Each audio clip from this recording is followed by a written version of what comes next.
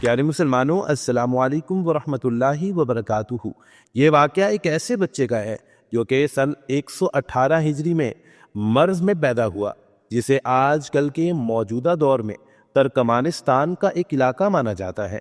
یہ بچہ جو کہ مبارک کے گھر میں پیدا ہوا تھا، کسی کو کیا پتا تھا کہ آگے جا کر یہ اتنا بڑا بزرگ بنے گا کہ واقعی ہی عبداللہ یعنی اللہ کا بندہ کہلائے گا۔ ان کا نام عبداللہ بن مبارک تھا۔ ان کے اساتذہ اکرام کے بارے میں آپ سنیں گے تو حیران رہ جائیں گے۔ حضرت سلیمان ثوری اور امام ابو حنیفہ رحمۃ اللہ علیہ، یہ وہ لوگ ہیں جن کی شاگردی اس بچے نے اختیار کی۔ اور اگر اس بزرگ یعنی حضرت عبداللہ بن مبارک رحمۃ اللہ علیہ کے شاگردوں کی بات کریں تو امام بخاری رحمۃ اللہ علیہ، جنہوں نے صحیح بخاری لکھی ہے، جو ایک ایسی کتاب ہے کہ مسلمان قرآن مجید کے بعد مقدس کتابوں میں اونچا درجہ اس کتاب کو دیتے ہیں۔ صحیح بخاری، اس کے لکھنے والے امام بخاری رحمۃ اللہ علیہ عبداللہ بن مبارک کے شاگردوں کے بھی شاگرد رہے ہیں۔ عبداللہ بن مبارک کی پیدائش کا واقعہ بہت ہی خاص ہے۔ دراصل ایک ترک یعنی ترکی کا ایک تاجر ہوتا تھا جس کے کچھ باغ تھے۔ اس کے ایک انار کے باغ میں اس نے ایک غلام مقرر کیا تھا جس کا نام مبارک تھا۔ مبارک ایک نیک شخص تھا اور تاجر بھی ایک اچھے انسان تھے۔ وہ اپنے باغات میں چکر لگایا کرتے تھے۔ ایک مرتبہ جب وہ اپنے انار کے باغ میں آئے تو انہیں پیاس لگی ہوئی تھی۔ انہوں نے مبارک سے کہا کہ مبارک انار کا رس نکال کر لاؤ۔ اب مبارک گئے، ایک انار توڑا اور اس کا رس نکال کر جب ان کے سامنے پیش کیا، انہوں نے پیا تو وہ کافی کھٹا تھا، یعنی اس قابل نہیں تھا کہ اسے پیا جا سکے۔ انہوں نے پھر کہا کہ کسی اور انار کا رس نکال کر لاؤ۔ پھر مبارک گئے اور ایک اور انار کا رس نکال کر جب پیش کیا تو وہ اس سے بھی زیادہ کھٹا تھا۔ اب ان ترک تاجر نے کہا کہ آپ اتنے عرصے سے ان باغ میں ہیں، آپ کو اتنا نہیں معلوم کہ کون سے درخت کا جو پھل ہے وہ میٹھا ہے اور کون سے درخت کا پھل کھٹا ہے؟ مبارک نے ایک ایسا جواب دیا جو کہ آپ کا بھی ایمان تازہ کر دے گا۔ ہم لوگ کہتے ہیں خیر ہے، پھر کیا ہوا؟ اتنا لے لیا، اتنا کھا لیا۔ مبارک نے کہا کہ میری ڈیوٹی ان پودوں کی حفاظت کرنا ہے، انہیں چکھنا نہیں ہے۔ اب مالک ایسے اس بات پر متاثر ہوئے کہ یہ اتنا اچھا غلام ہے، اسے یہاں پر نہیں، اسے میرے گھر کے قریب ہونا چاہیے۔ تو انہوں نے بھی اس غلام کی ڈیوٹی اپنے گھر کے قریب لگا دی تاکہ وہ ان معاملات میں کچھ نہ کچھ ہیلپ کر سکے۔ وہ وہاں پر چلے گئے اور ان ترک تاجر کا جو انٹرسٹ ہے اپنے اس غلام کے بارے میں بڑھ گیا۔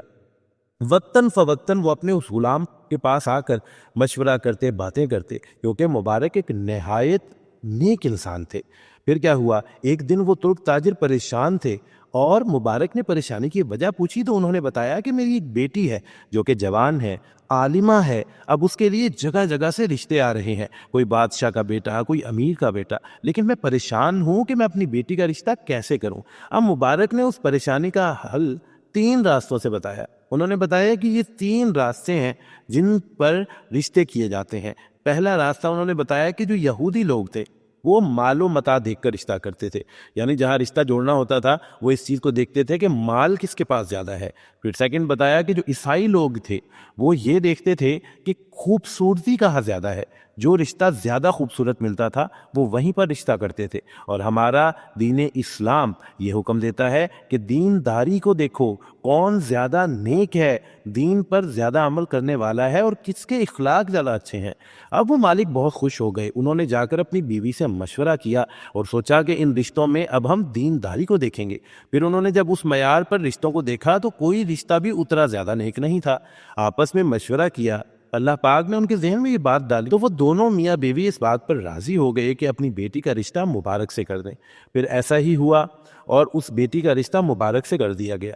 پھر اس نیک جوڑے کی شادی کے بعد اللہ پاک نے انہیں ایک بہت ہی پیاری اولاد سے نوازا جس کا نام عبداللہ رکھا گیا، اور مبارک کے نام کی نسبت سے عبداللہ بن مبارک کہلائے۔ یہ وہی بچہ ہے جس کو آج پوری دنیا ایک بہت بڑے بزرگ اور محدث حضرت عبداللہ بن مبارک رحمۃ اللہ علیہ کے نام سے جانتے ہیں۔ پھر کیا ہوا کہ انہوں نے طویل سفر کیے اور دین کا علم حاصل کیا۔ جب یہ اپنی جوانی کو پہنچے اس کے بعد یہ بتایا جاتا ہے کہ ان کے تقریباً 4000 اساتذہ کرام تھے۔ اب کیا ہے کہ یہ جب درس دیا کرتے تھے تو ہزاروں کی تعداد میں طلباء ان کے درس میں بیٹھا کرتے تھے۔ کہتے ہیں کہ ایک مرتبہ جب درس میں موجود مکبروں کی تعداد گنی گئی۔ مکبر کیا ہوتا ہے؟ ہم کسی میدان میں یا کسی بڑی جگہ پر جب نماز پڑھتے ہیں تو اسپیکر وغیرہ کی فیسلٹی اگر نہ ہو تو امام صاحب کہتے ہیں اللہ اکبر، پیچھے کچھ فاصلے پر کھڑا ہوا جوان کہتا ہے اللہ اکبر اونچی آواز سے، تاکہ اس امام کی آواز پیچھے تک پہنچ جائے۔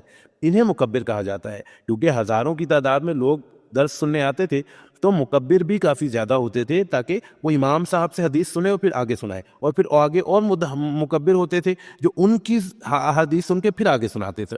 تو کہتے ہیں کہ ایک مجمع میں ایک دفعہ ان مکبروں کی جب تعداد گنی گئی تو ان کی تعداد 1100 تھی، اور ایک مجمع میں جب دواتیں گنی گئی، یعنی جو لوگ نوٹ ڈاؤن کر رہے ہوتے تھے ان کی جو سیاہی کی دوات ہوتی تھی، انک پاٹ ہوتے تھے، وہ گنے گئے تو 40,000 انک پاٹ ایک دفعہ گنے گئے کہ اتنے لوگ وہاں پر بیٹھ کے ان کا احادیث کا درس سنتے تھے۔ اور سوچیں کہ کتنا علم ہوگا اللہ کے حکم سے ان کے پاس کہ اتنے لوگ جب ان سے علم حاصل کرنے آیا کرتے تھے۔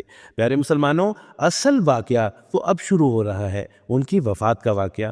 کہتے ہیں کہ جب وہ اپنے آخری سانس لے رہے تھے، یعنی جب وہ اس دنیا کو چھوڑ کر جانے ہی والے تھے، تو دیکھا کہ طبیعت عجیب ہو رہی ہے، یعنی آخری وقت قریب ہے، تو انہوں نے اپنے شاگردوں سے کہا کہ مجھے اٹھاؤ اور زمین پر لٹا دو۔ اب شاگرد وہاں پر سکتے میں ہے اور سوچ رہے ہیں کہ یہ استاد صاحب نے کیا کہہ دیا، کیونکہ اس وقت یہ فرش نہ تو چپس کے بنے ہوتے تھے نہ ہی سنگ مرمر کے ہوتے تھے، یہ مٹی کے ہوتے تھے۔ پھر انہوں نے فرمایا کہ مجھے زمین پر لٹا دو، تو شاگردوں نے اب استاد کی بات تو ماننی تھی، انہوں نے زمین پر لٹا دیا۔ اور وہ عبداللہ بن مبارک رحمۃ اللہ علیہ کہتے ہیں کہ جب یہ امام احمد بن حنبل سے ملنے جاتے تھے تو وہ اپنی جگہ چھوڑ دیتے تھے اور انہیں اپنی جگہ پر بٹھاتے تھے، اور یہ فرماتے تھے کہ مشرق اور مغرب کا عالم آ گیا ہے میرے پاس۔ تو وہ عبداللہ بن مبارک زمین پر، مٹی پر اپنے مبارک گالوں کو رگڑتے ہیں اور اللہ سے فریاد کرتے ہیں کہ اے اللہ عبداللہ کے بڑھاپے پر رحم فرما۔